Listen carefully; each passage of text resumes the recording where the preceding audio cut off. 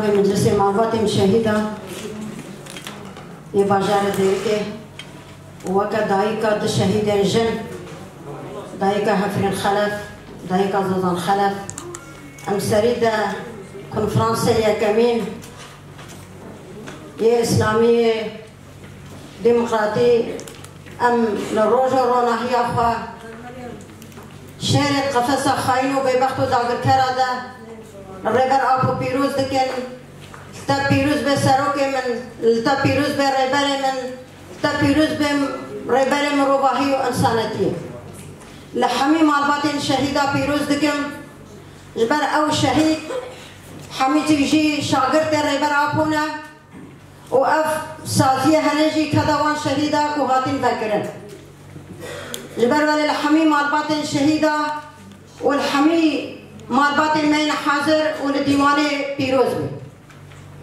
رابور حتى خاندن تشتاكو من جيفين كري جبر بيستو حشتر هلداني كردا تشيبينا وبرجي دين إسلامي هبي برجي هم جن بين برجي هم مسلمان بين لما حقيقة الراستي أخوة ما تفكروا فلسفة ريبر أبو دا ناسكر پشتی هاتنا پارتیا کارکای کردستان هاتی دمزراندن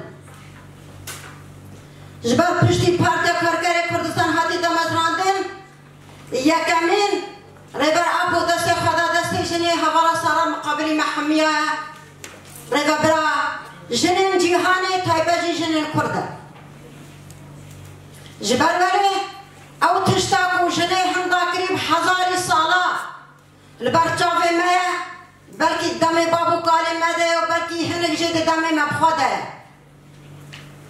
دایی کی کیامه خوی کیامه کچ کیامه مالا بابی و مالا سلامی و جیران حبانا ندکاری به ازنا سلام خواهر مالا بابی خواه گو خانی و سربانجی به هفتی با ندکاری هره الا دوی ازنش میره خواه بخوازه یان جی کرکی وی که چکو دستا بگریش بر چکو خورده زلامه دفع بخواه خرائن هر مالا باپیر خواه یا جی هر درکی سردانکی او قید و زنجیر دست جنیده او ایراداوی هاتیش کاندن او بی باوریا وی جبر نکوشن بی باوریا نکوشن بی ایراده نکوشن بی قوته لأما او داریه پیشاوی هاتی گردن کسک نبیجه را ذکر فکر و فلسفه ربر ابو او داری جنی را ذکر ایرو کنفرانس مای اولی ده هندور قام شروده کومکیه پایتخت کردستان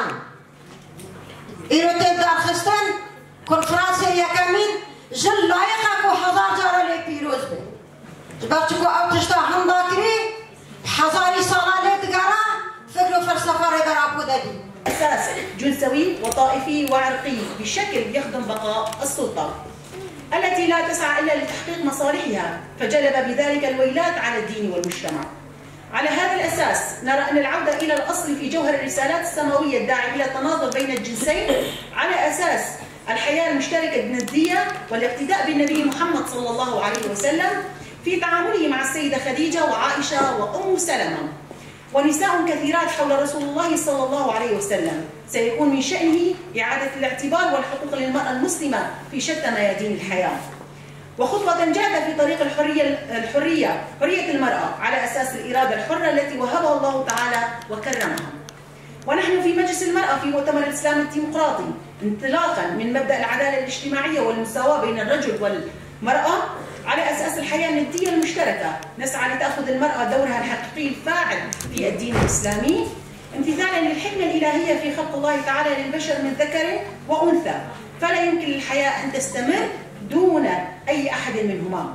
وعلى هذا الأساس ينعقد الكونفرنس الأول لمجلس المرأة في مؤتمر الإسلام الديمقراطي لشمال وشرق سوريا تحت شعار بقوة إيمان وفكر الإسلام الديمقراطي سنعيد إحياء المجتمع الأخلاقي والسياسي. الباب الأول من النظام الداخلي الاسم مجلس المرأة في مؤتمر الإسلام الديمقراطي. الشعار نتمنى من الإعلاميين عرض اللوجو ورفع مستوى وعي هذه الثقافة. ثالثا النضال ضد كافة التفاسير الجنسوية والرجعية للآيات الكريمة والأحاديث الشريفة بخصوص المرأة. رابعا بناء مجتمع يحترم كافة الأديان والمعتقدات وينظم نفسه على مبدأ الحرية والديمقراطية ويرفض كل أشكال التعصب الديني. خامساً، السعي إلى بناء مجتمع على أساس القيم الأخلاقية الحرة. سادساً، تعزيز نظام الرئاسة المشتركة في مؤتمر الإسلام الديمقراطي. أولاً، ينظم المجلس نفسه بشكل مستقل ضمن مؤتمر الإسلام الديمقراطي.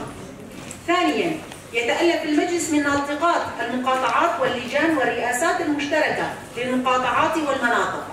ثالثاً، يعقد المجلس اجتماعه السنوي ويعقد كونفرنسه كل عامين.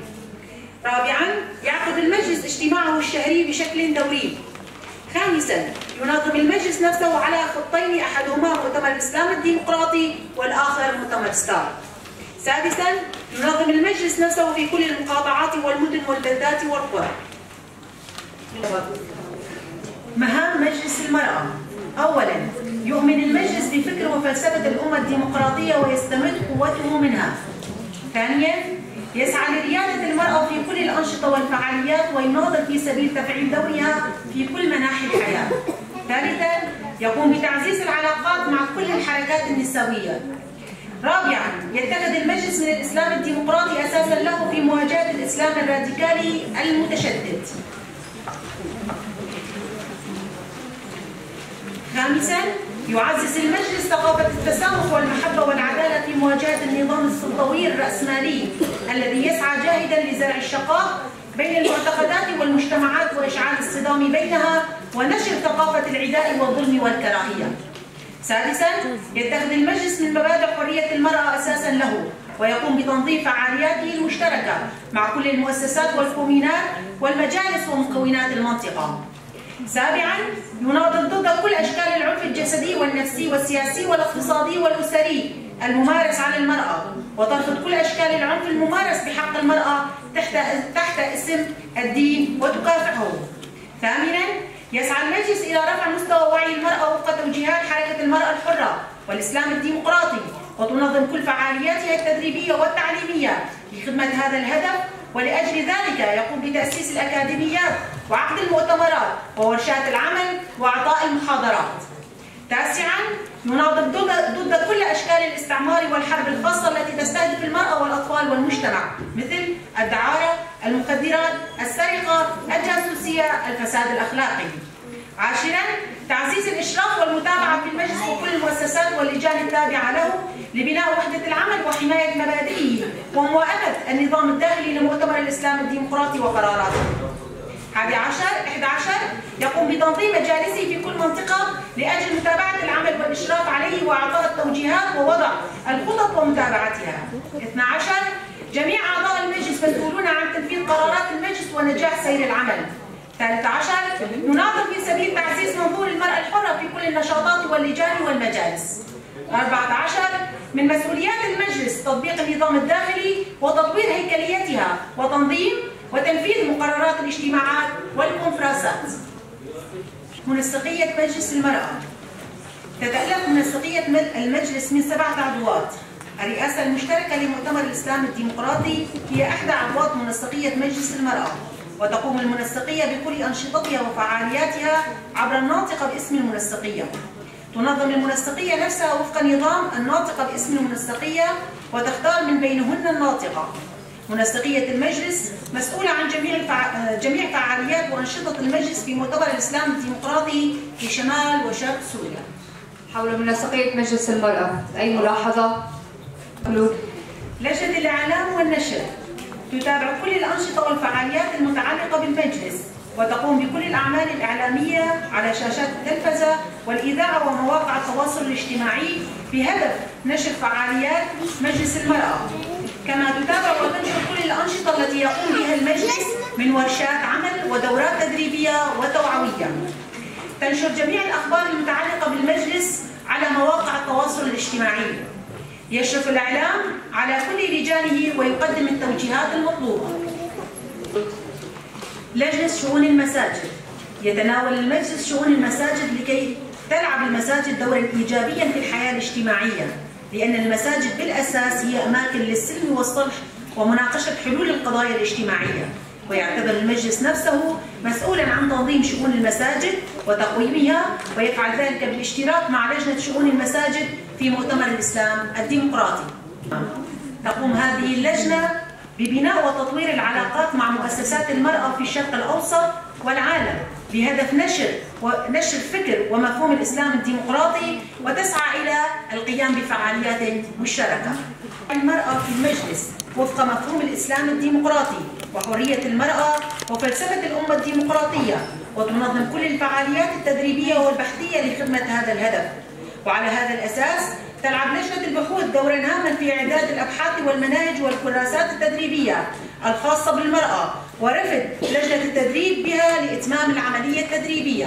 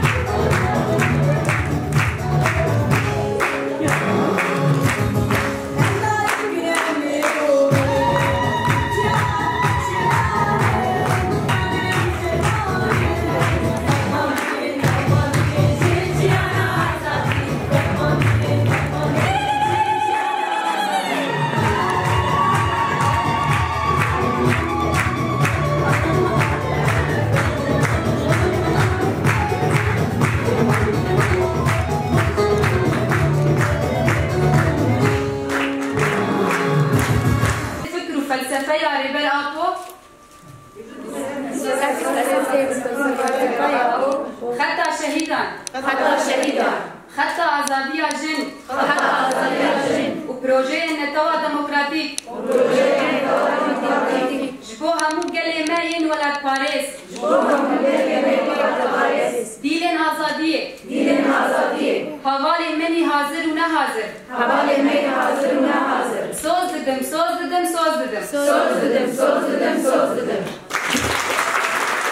البيان الختامي للكونغرس الأول لمجلس المرأة في مؤتمر الإسلام الديمقراطي تحت شعار بقوة إيمان وفكر الإسلام الديمقراطي سنعيد إحياء المجتمع الأخلاقي والسياسي.